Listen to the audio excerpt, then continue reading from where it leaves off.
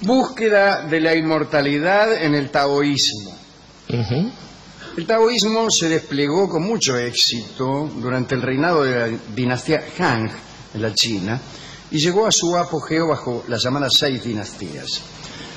En China no existió casi nunca la intolerancia, tolerancia del pensamiento, ¿no?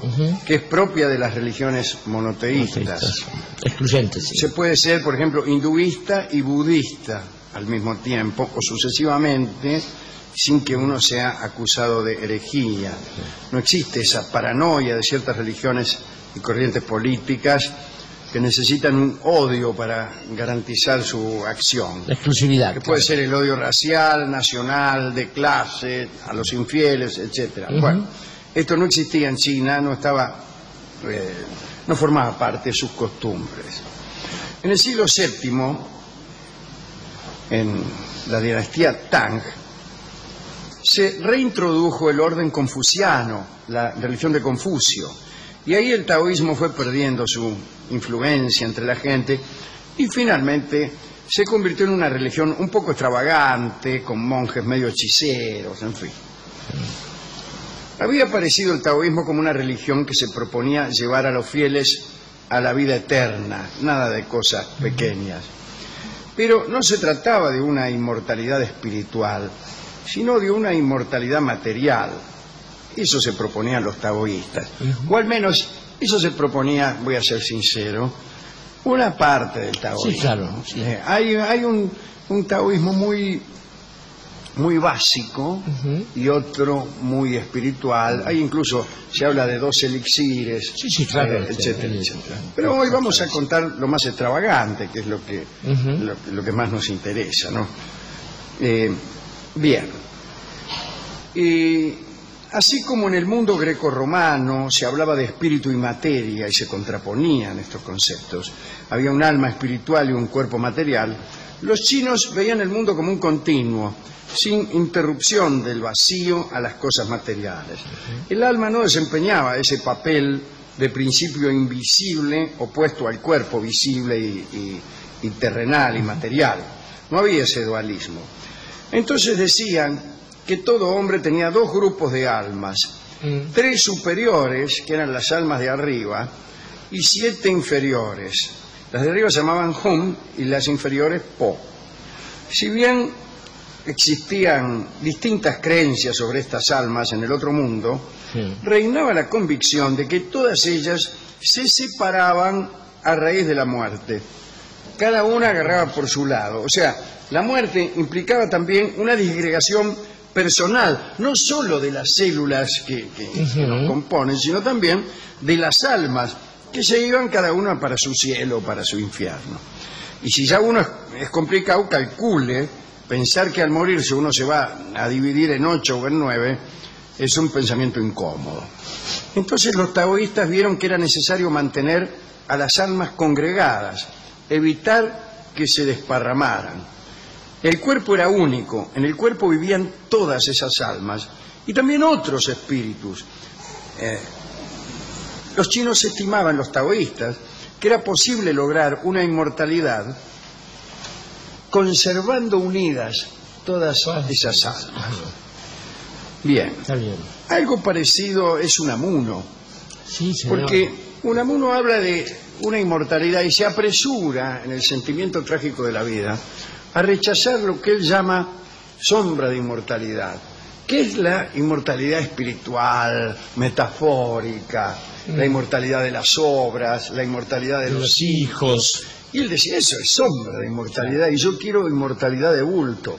Y lo que hablaba, lo que decía él es que la verdadera inmortalidad implica la conciencia individual del inmortal. Está bien. El inmortal debe ser consciente de esa inmortalidad. Eso es extraordinario. Porque los taoístas también. No, nada de que el alma y usted se muere, pero hay un soplo suyo. No. Acá queremos ser inmortales. Así que vamos a ver cómo hacer. Igual que la reencarnación, que dice que pero no te acordás. Si no te acordás, ¿para qué te reencarnás? Bueno, es decir, pensaban que la conservación del cuerpo era el único medio para conseguir la vida eterna. Y uno debía, a través de ciertas prácticas que ahora detallaremos, desarrollar los órganos inmortales, la piel y los huesos, para que fueran reemplazando a los órganos mortales, que son otros. Y si uno llegaba a ese punto, no se moría. Qué bien. Para no perturbar a la humanidad, el que conseguía volverse inmortal fingía morir, como todas las personas. Se lo enterraba según los ritos ordinarios, pero en el ataúd se ponía alguna otra cosa, menos el cadáver. Todo esto para no espantar a la gilada. Claro. La necesidad de transformar el cuerpo para volverlo inmortal imponía algunas obligaciones al taoísta. Había que alimentar el cuerpo a través de dos técnicas: las dietas y los ejercicios respiratorios. De este modo se suprimían las causas de decrepitud y se creaba dentro de la persona un embrión de la inmortalidad, que según los maestros arraiga, crece y ya adulto transforma el cuerpo en inmortal, sutil y ligero. La meditación, la concentración eran las prácticas destinadas a alimentar el espíritu. De esta forma se conservaba los soplos necesarios dentro del cuerpo, las almas necesarias dentro del cuerpo para la persistencia de la vida. Para las concepciones taoístas el cuerpo estaba dividido en tres secciones: la de arriba, la del medio y la de abajo. La de arriba era la cabeza y brazos, la del medio era el pecho y la inferior era el vientre y las piernas. Cada una tenía su centro vital. El primero era el palacio de Ni Wan, que se encontraba en el cerebro. El segundo era el palacio escarlata, que estaba junto al corazón. Y el tercero se hallaba justo bajo el ombligo y se llamaba el palacio de la papa frita. El Tam Tien. Muy bien. Esos lugares, llamados también campos del cinabrio, tenían sus respectivos dioses encargados de defenderlos contra los malos espíritus, contra los alientos negativos, y la verdad es que en el cuerpo humano había dioses aislados, es decir, la totalidad misma de la administración celeste estaba presente en el cuerpo humano. Todos los dioses los tenías adentro, lo que no tiene nada que ver con que yo llevo adentro mi propio infierno, no. Estaban adentro posta, nada de metáfora. Sí. Dice un autor taoísta del siglo V: en el cuerpo de cada hombre hay 3 palacios, 6 administraciones, 120 barreras y 36.000 dioses, es decir, una verdadera muchedumbre. Sí. Los entes maléficos estaban, los más malvados eran 3 gusanos. 3 gusanos que estaban instalados en el cuerpo antes del nacimiento. Que están instalados. Que están, por supuesto. Yo creo, ¿no? Yo lo siento. Tenemos 3 gusanos instalados en el cuerpo antes del nacimiento. Cada uno habita en uno de estos palacios, ¿no? Claro. El gusano azul vivía en el palacio Ni Wan, el cerebro. Sí, señor. La doncella blanca, que era el segundo gusano, vivía en el palacio escarlata, cerca del corazón. Y el cadáver sangriento, que era el tercer gusano, vivía en el campo inferior, cerca de donde Judas perdió el poncho. Con la tenia saginata. Además de causar la muerte y la decrepitud, los gusanos trataban de acortar la vida. ¿Por qué? Porque cuando vos te morías, los gusanos recuperaban la libertad. Así que eras la cárcel de los gusanos y por lo tanto estas entidades maléficas trataban de destruirte. Pero había forma de defenderse de los gusanos. Por ejemplo, abstenerse de comer cereales, vino, carne, cebolla y ajo. Morirse.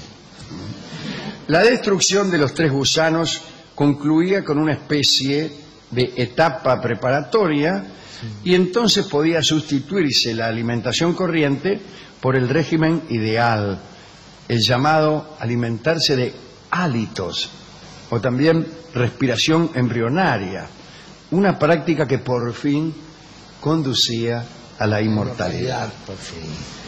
Pero era importante también aprender a retener el aliento durante mucho tiempo para nutrirse del aliento lo más posible.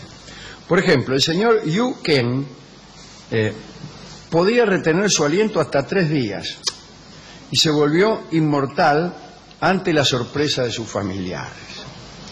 La práctica de la retención del aliento era en realidad terrible y provocaba todo tipo de trastornos fisiológicos.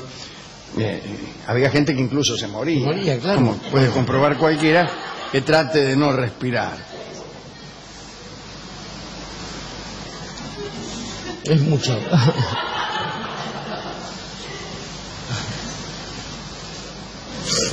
Está también el huachipunao, Lo conozco. que es una técnica sexual Sí.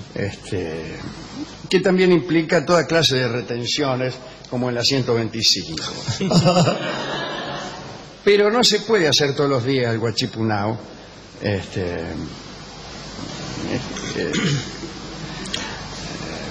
Requiere, como ya hemos explicado varias veces aquí, el huachipunao, requiere que el hombre retenga sus fluidos. Sí. Pero hay más todavía. Hay un momento, el momento que te dije, Ujú. en que el tipo tiene que hacer rechinar sus dientes. Sí. Y con eso se encamina hacia la inmortalidad. Claro, esto provoca algún escozor en la persona que está con el tipo, ¿no? Claro, lo deja. De este modo, el aliento y el semen retenido pasa del palacio inferior al superior. Se te mete en el cerebro, como quien dice, y te volvés inmortal para todo el día. Sí. Inmortal, pero seguidor. Sí. Como se ve, la inmortalidad se lograba con esfuerzos muy prolongados y dirigidos especialmente. Esto era un problema, porque la vida es demasiado breve y cada etapa del ejercicio es demasiado larga. Entonces, las posibilidades de ser inmortal son pocas y disminuyen con la edad. Claro. Es inútil aplicarse a esas prácticas cuando uno ya tiene mucha edad, porque no vas a tener tiempo de terminar con los ejercicios. Pero puede haber un atajo seguramente. Bueno, más allá de la posibilidad que brindaban estas prácticas taoístas, se creía que todos tenían escrito su destino y que lo que estaba escrito era muy difícil de evitar. Existían para los taoístas 2 registros del destino. A ver.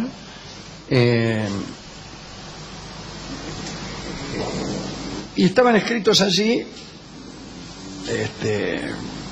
los sucesos de la vida de cada una de las personas, como en aquel libro, como en aquel árbol del Islam, en donde en cada una de sus hojas está escrito el nombre de todos los habitantes. En un libro taoísta, que es el de los hombres comunes, el libro de la muerte, uno de estos libros es muy voluminoso, y ahí estamos casi todos. El otro es el libro de la vida, y ahí están anotados solamente los futuros inmortales, que son muy poquitos, son tipos acomodados, ¿no? Algunos tienen su nombre ahí desde el nacimiento, y otros logran inscribirse merced a los esfuerzos que hemos puntualizado. Sí, exactamente. Por otra parte, los actos buenos y malos estaban debidamente codificados y regulados, así como la retribución de estos actos, ¿no? Una regla de libros taoístas presentaba una graduación de castigos a medida que los pecados se iban amontonando. 120 pecados, te enfermás. 180 pecados, fracasás en la cría de animales. Epa. 530 pecados, nacen hijos enfermos. 820 pecados, te quedás ciego o sordo. 1600 pecados, no tendrás hijos o nietos. Cuando los pecados llegan a 10.000, Sí. hay que ser perseverante, además de malo. Sí. Hay que tener tiempo, Claro. Alejandro. para Además ya pensar tenés tanto. todo eso, te enfermaste, tenés hijos enfermos. todo. Llegaba el más Otra. terrible de todos los castigos, que eran la muerte del culpable y toda su familia por la espada en ejecución pública. Ah, Para los buenos el catálogo era más breve. 300 buenas acciones, te convertís en inmortal terrestre. 1200 llegaba a ser inmortal celeste, que no sé lo que es. y Debe ser. Lo mismo pero con alas. Sí, lo mismo, pero un poco mejor. Sí. Ahora, si después de 1199 acciones buenas cometías una mala, perdías todo Tenías que empezar de nuevo a hacer buenas acciones. No, No sé si valía hacer las mismas. no. Regalar cosas que ya habías Es regalado. como copiarte, claro. Ya entregaste esto, ¿no? Claro. Claro, pero si te pasa eso, entonces te haces muy malo. Y sí, Te da bronca. claro, te volvés cimarrón. Claro. Bueno, quienes no iban a los oficios religiosos no podían conquistar la inmortalidad en esta vida. Pero el templo les concedía los medios para adquirirla de otra forma. Había que enterrar durante la noche al aire libre unos cuantos metros de seda y un sello de metal a modo de talismán. También se podía pagar al difunto un rescate a los dioses del infierno y te liberaban al cabo de 32 años. Después de 32 años en el infierno, los huesitos se recubrían de carne, recobrabas el cuerpo y salía lo más orondo de la tumba para ir al paraíso de los inmortales con paso de murga. Bueno, el Tao era mucho más profundo que esto, pero hemos leído algunas extravagancias, porque así nos gusta. Claro, sí. Así nos gusta. Lo serio no nos importa nada. Esto es todo lo que tengo. A ver, Alejandro, digamos que el camino de la inmortalidad tiene un problema seriamente, y es que uno imagina lo escatológico, es decir, lo del más allá, lo que viene, de un modo demasiado parecido a aquello que ha tenido de este lado de la vida. Pensémoslo de un modo mucho más sencillo. A ver, uno está acostumbrado a comer, no sé, polenta con pajarito, y de golpe le presentan un asado o caviar, lo que más le gusta es poner. Y es difícil que usted pueda interpretar la forma de degustar ese manjar respecto de aquella experiencia histórica que ha tenido con el puré. Esto claramente Sí, es así. verdad. Por eso todos creen que el cielo se parece a San claro, Luis. exactamente.